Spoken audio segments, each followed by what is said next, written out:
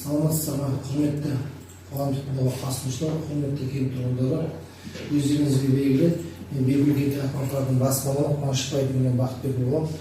Бүгінгі ашық жиналыстың тақырыбы Қызылорда облысы, Қызылорда қаласында Самара-Шымкент трассасы бойында орналасқан асфальт бетон зауыты құрылысын салуға қоршаған ортаны қорғау бөлімі бойынша талқылаймыз. Қоғамдық тыңдаулар өткізу регламентін бекітіп алсақ, регламентке сәйкес қоғамдық тыңдаулардың қатысушыларды тіркеу 15 минут бұрын жасалып, оны келісілген уақытта қоғамдық тыңдаулардың ашылуы, баяндамашылардың сөз сөйлеуі, баяндамаларды талқылау, баяндамалар бойынша қоғамдық тыңдауларға қатысушылардың ескертулері мен ұсыныстары тыңдалады. Баяндамашылар өз кезегінде қоғамдық тыңдауларға қатысушылардың ескертулері мен ұсыныстарына жауап береді. Қоғамдық тыңдауларды ең соңында қорытындылау. Регламентті бекіту үшін қатысушылардың шешімдері дауыс беру арқылы жүзеге асырылады. Қарсы қалыстырған жоқ, бәріміз. Рахмет. Ендігі кезекте ұсыныстарыңыз болса, көпшілік дауыспен хатшыны таңдап алса, біз хатшыға Жүсіпова Гүлназды ұсынсақ.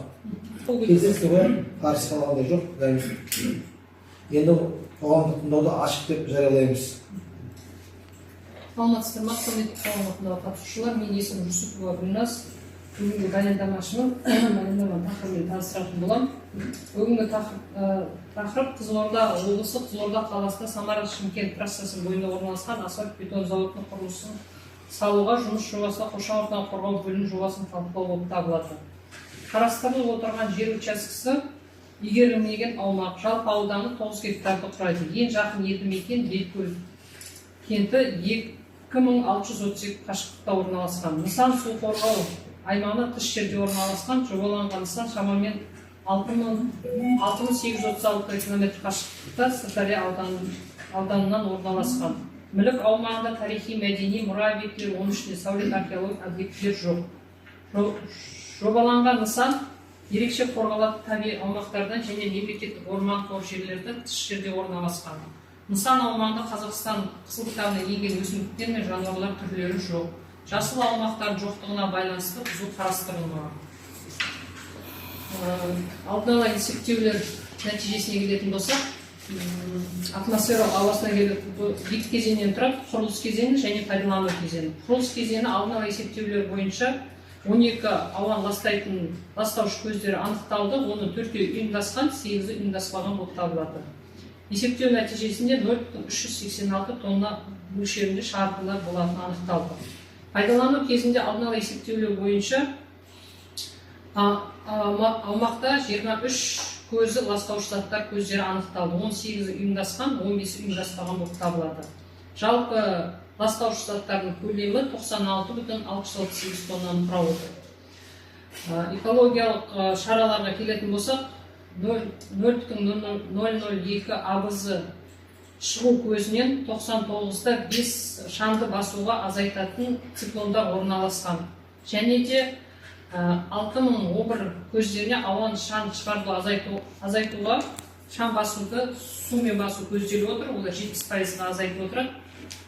Атмосфералық ауадағы зиян заттардың жер бетінде концентрациясын есептеу нәтижесінде бойынша ауа бассейн ластану тек объектінің аумағында болады және осы ауданның экологиялық жағдайды айтарлықтай үлес қосылмайды деп қорытынды жасауға болады. Жоспарланған жұмыстар адамдардың өмірі мен денсаулығына айтарлықтай әсер етпейді.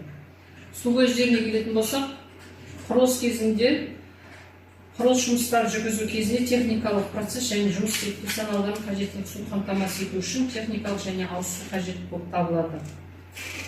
Ауыз су көлемі 152,1 текше метр суды құрап отыр. Пайдалану кезінде тұрмыстық және техникалық қажеттіліктер үшін суды келісімшарт негізінде мекемемен қамтамасыз етіледі. Пайдалану кезінде жұмысшылар тұрмыстық қажеттіліктер үшін 1113,3 текше метр суды пайдаланады, ал судың ағынды көлемі 888,3 текше метр суды құрап отыр. Өндірістік және тұтыну қалдықтарына келетін болсақ, құрылыс кезінде пайда болатын қалдықтар, қатты тұрмыстық қалдықтар, электрод қалдықтар, бояғыш заттардың ыдыстары. Жалпы қалдықтардың көлемі 0,151 тоннаны құрап отыр. Пайдалану кезінде қатты тұрмыстық қалдықтар пайда болады, қалдықтардың көлемі 0,74 тоннаны құрап отыр. Қалдықтардың жинақталуына қарай олар контейнерлерге жиналады және қауіпті қалдықтарды өңдеуге, залалсыздандыруға, кәдеге жаратуға немесе жоюға лицензиясы бар үшінші тарап ұйымдардың шарт негізінде беріліп отырады. Жазатайым оқиғалардың ықтималдығы жоспарланған қызмет объектісінің технологиялық нұсқаулықтарға сәйкес пайдалану ластағыш заттардың атмосфера ағынды және авариялық шығарындылар болу мүмкіндігін болдырмайды. Жобада қоршаған ортаға антропогендік әсерді барынша азайтуға бойынша бірқатар шаралар қарастырылған. Осы шараларды ескерген жағдайда ғана қоршаған ортаға айтарлықтай әсер ету көзделеді. Осымен баяндамам аяқталды. Сұрақтарыңыз бар болса, Сіздерде сұрақ бар ма? Сіздерде сұрақ бар ма? онлайн. Менде сұрақ бар, жаңа ше. Барысында жіберетін болады сіздерге. Порталға салынады. Менде сұрақ бар, жаңа сіздер айттыңыздар, қызыл кітапқа енген, орада ешқандай өсім де жоқ деп. Ора сексеуіл болды ғой. Сексеуіл қызыл кітапқа енбеген ба? Бұл жер сексеуіл бар ма? Алдын ала бірінші жер беретін кезде ол қарастырылады ғой. Ол жер комитетінен. Сексеуіл отанды ғой негізі. Сол жер ма? Иә. Бұл запрос жоқ. Енді қазір ора тегістіліп кетті ғой қазір. Осақ қай жылдар алынды? 20-20. Енді егеріп алып жатыр ғой, бұл қара жер ғой қақа. Мен ол жерді білем, көрдім ғой, құрылысы жүріп, ол жер қоршалып жатыр ғой жер деген.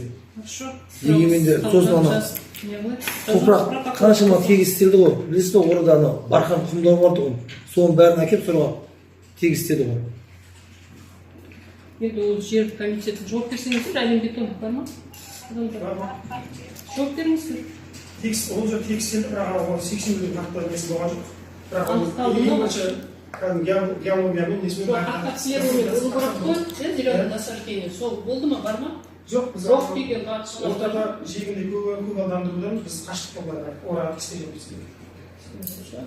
Сол акт обследование онда геологиялық қағаздары бар. Тұрмыстық қатты қалдықтар. Жаңа айтасыз, электрод қалдықтары, жаңа лак бояулар ше. құрылыс кезінде ол. Иә, құрылыс кезінде ғой. Соның бәрімен қайқа барады? Келісімшарт. Келісімшарт неге барады ма? Полигон. Оның лицензиясы бар мекемеге береді, ағылар Өздері шығарады. Сосын біз қалай бетон завод, асфальт заводты көріп жүрікше біздегі мысалы. Ең басты маңызды мәселе бізде ол халықтың денсаулығының өмірі ғой. Конституцияда берілген нәрсе құрылған. Мысалы осы сіздің ар жағында асфальт завод бар ғой. Білесіздер ғой? Иә, одан шығатын енді меніңше өз көзіммен көрдім, даже видеоға да түсірген ол. Мысалы экология несіне жібергім келген меніңше. Шаңмен ол жағы түтін бар емес па? Даже бізге депутаттарға да, тұрғындар, депутаттарға да, сосын кімдерге де арыз жазған. Осы Белгул деген жаздың күні, осы көктемде болды даже. Ешкім есігін ашамайды иістен. Ол заводтар 2004 жылғы заводтар. Ол осыдан 15-20 жыл. Жоқ, біз айта береміз, басына фильтр қоямыз, мен тұрмам 30 метр болады, анау. Бірақ дегенмен ол ерден сақталмайды. Мен осы арада істеген неше жыл, 2013-тен бастап 12-13 жыл болды ма, соның бәрін көріп бірадым мен. Біздің метр тұрған осында 30 метр болмайды. Негіз айтып тұрған, бірақ өйте береді бізде. Өйте береді. Фильтрін қоям. Құрада ше, шағын адамға. Біліп тұрмын, бізде фильтр болады. Жарайды қабылдады. Қазір завод жұмыс істеп тұр ғой, ешқандай шағын фильтр жоқ. Жаңадан ашылған новый завод. Қай производство 130 тонна алып қой? 130 тонна. Производство қай? Бұл қазір. Енді бұлар новый завод құрыласын. Хорошо, Жұрттың бәрі новый заводқа келеді, білесіз ғой, ешкім. Бәрі новый заводқа келеді.